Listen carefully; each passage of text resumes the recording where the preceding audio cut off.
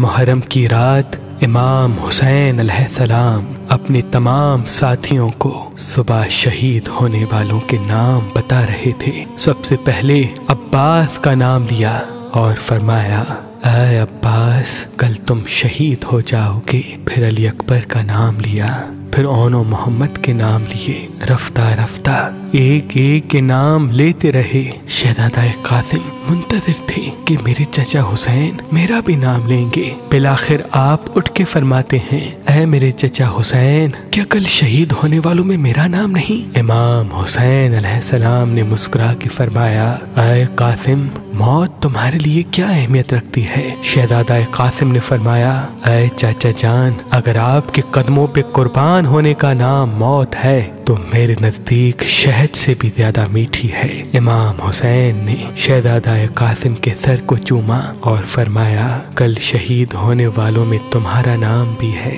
اور علی اصغر کا نام بھی ہے۔ شہزادہ قاسم تڑپ اٹھے اور فرمانے لگے، اے میرے چچا کیا یہ ظالم خیام کے اندر آ جائیں گے؟ امام حسین اپنی آنکھیں نم کر کے فرماتے ہیں، اے قاسم میں خود فوج اشقیا کے پاس اصغر کو پانی پلانے کے لیے لے کے جاؤں گا اور وہاں یہ ظالم تیر مار کے شہید کریں گے۔ بس رات ڈھلتی ہے، 10 محرم کا سورج طلوع ہوتا ہے۔ ہر ایک شہید امام حسین کے قدموں پہ قربان ہو رہا تھا۔ بی بی ام فروا دیکھے کہ اس کا بیٹا قاسم اپنے سر پہ ہاتھ رکھ کے زور زور سے رو رہا ہے۔ بی بی ام فروا قریب گئی، اپنے بیٹے قاسم سے فرمایا، اے میرے شہزادے رو کیوں رہے ہو؟ شہزادہ قاسم فرماتے ہیں، اے میری ماں صبح سے لے کے اب تک جب بھی میں چچا حسین کے پاس جاتا ہوں کہ مجھے میدان میں جانے کی اجازت دیں، آپ فرماتے ہیں قاسم ٹھہر جاؤ، رک جاؤ۔ اے میری ماں آپ چچا حسین سے کہیں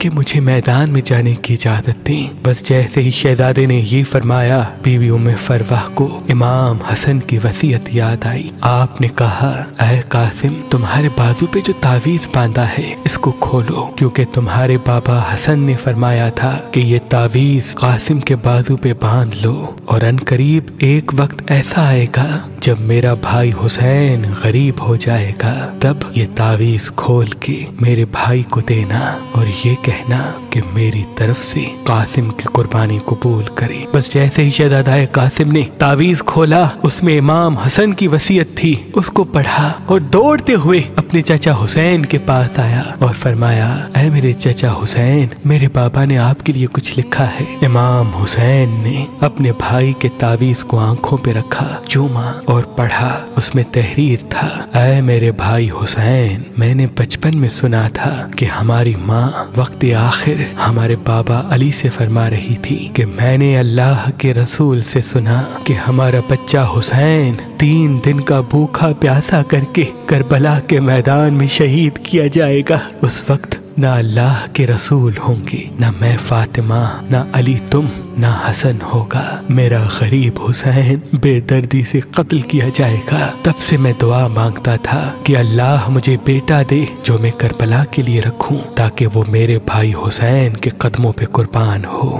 اے حسین آج قاسم کو میری طرف سے اپنے قدموں پہ قربان ہونے کی اجازت دو۔ امام حسین رو کے تعویذ کو چومتے ہیں اور شہزادہ قاسم کے سر کو چومتے ہیں اور فرماتے ہیں، اے قاسم جا اللہ کی راہ میں قربان ہو جا۔ پھر آپ فرماتے ہیں، اے میرے بچے آج ذرا میں تجھے پہناؤں گا۔ تاریخ نے لکھا ایک ایک ذرا امام حسین اپنے شہزادے قاسم کو پہناتے رہے، لیکن کوئی بھی ذرا شہزادہ قاسم کے جسم پہ پوری نہ اتری۔ بالآخر شہزادے نے فرمایا، اے میرے چچا مجھے بغیر ذرا کے میدان میں بھیجیں، شاید اللہ کی مرضی یہ ہے۔ بس اللہ اکبر کہہ کے حسن کا لال میدان میں آیا، شیر کی طرح فرماتے ہیں، اے فوج اشقیا میں علی کا پوتا ہوں، عباس کا بھتیجا، حسن کا بیٹا، اگر کوئی ہے تو میرے مد مقابلہ ہے۔ عمر بن سعد، شمر اور دوسرے بہادر زور زور سے ہنسنے لگے کہ یہ 13 سالہ بچہ ہمیں للکار رہا ہے۔ یزید کی فوج میں ازرق نام سے ایک بہادر تھا جو ہزاروں کے لشکر سے اکیلا لڑتا تھا۔ عمر بن سعد نے کہا، جا قاسم کا سر قلم کر کے آ۔ وہ ہنس کے کہتا ہے کہ اس بچے سے میرا क्या मुकाबला, इसके लिए तो मेरा बेटा ही काफी है। तारीख ने लिखा उसका बेटा गया, शहजादा कासिम ने एक ही वार में उसको फिन्नार कर दिया। वो हैरान होकर दूसरे बेटे को भेजता है, वो भी फिन्नार हुआ। तीसरा बेटा भी फिन्नार हुआ। जब उसके सारे बेटे मारे गए, वो अजरक मैदान में आता है और जैसे ही पहला वार करता है, शहजादा कासिम ने या अली कह के एक ज़रब मारी, वो जमीन पे गिर के तड़पने लगा। उमर बिन साद ने कहा ये अली का लाल है, जाओ सब मिलके हमला करो। बस एक 13 साल का बच्चा और हजारों की फौज ने मिलके हमला किया। कोई सामने से वार करता है, कोई पुश्त से वार करता है, कोई दाएं तरफ से तीर मारता है, कोई नेज़े फेंकता है। बस एक गुर्ज शहजादे के सर पे लगा। शहजादा घोड़े की रीढ़ से जमीन पे आया और आवाज दी, चचा हुसैन मेरी मदद फरमाए। इमाम हुसैन जैसे ही मैदान में आते हैं, मशरिक के घोड़े मगरिब की तरफ, मगरिब के घोड़े मशरिक की तरफ दौड़ते हैं।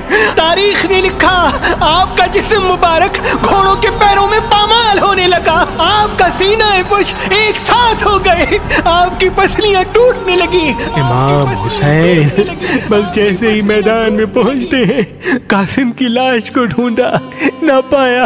बस देखा कहीं कासिम का हाथ है तो कहीं कासिम के बाजू, कहीं कासिम के पैर है तो कहीं कासिम का सर। अपनी अबा में अपने भाई हसन की निशानी को चुनते हैं। बस जैसे एक बागबान फूल चुनता है, ऐसे इमाम हुसैन ने शहजादा कासिम की लाश को करबला की जमीन से चुना, गठड़ी बांधी और खैमों की तरफ बढ़ने लगे। और वहाँ बीबी उम्मे फरवा खैमे में मुंतजिर थी कि अनकरीब मेरे बेटे की लाश खैमे में आएगी। जैसे ही इमाम हुसैन आए, बीबी उम्मे फरवा ने पूछा, ऐ मेरे भाई मेरे बच्चे की लाश कहाँ है? इमाम हुसैन ने गठड़ी को बीबी उम्मे फरवा के सामने रखा और खोला। बीबी सर को पीट के कहती है, ऐ मेरे गरीब कासिम तूने अपनी माँ का हक अदा कर दिया, मुझे बीबी फातिमा के सामने सुरखरू कर दिया। बस उस लाश के टुकड़ों को बीबी हाथ लगाती है और शहजादा कासिम के जिस्म पे जो कुर्ता पहना था उसको टुकड़ों से अलग करके अपने पास रखती है। इमाम हुसैन पूछते हैं, ऐ बीबी ये क्या कर रही हैं? बीबी उम्मे फरवा रो के कहती है, ऐ हुसैन अब जब मैं मदीने जाऊंगी तो हसन की कब्र पे ये कुर्ता रखूंगी और कहूंगी कि ऐ मेरे आका हसन, आपके लाल कासिम ने किस तरह से आपकी वसीयत पे अमल किया है। सलाम हो शहजादा कासिम पर, सलाम हो बीबी उम्मे फरवा पर, सलाम हो करबला के तमाम शहीद।